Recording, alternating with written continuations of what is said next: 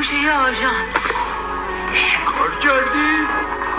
کوبوندم تو گوشه یه آژان. هیز بود، نظر بد داشت. شوخی نیست آبجی؟ زدی تو گوش قانون و آوار شدی رو سر ما؟ میخوای شاید جرمت باشی؟ ای خدا، ما رو برای خنده خودت خلق کردی؟ خواهر رو بدمستی که نزدم، افتم میخواست نباید میزدم؟ برو تو پس تو هرچی شد چی که در نمیاد. آخلاهی خواهر مادر داغت نبینم.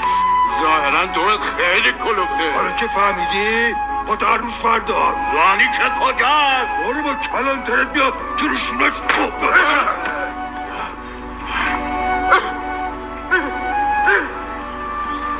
کلتم هفتیرم. ناموست کو سرکار دیزلی.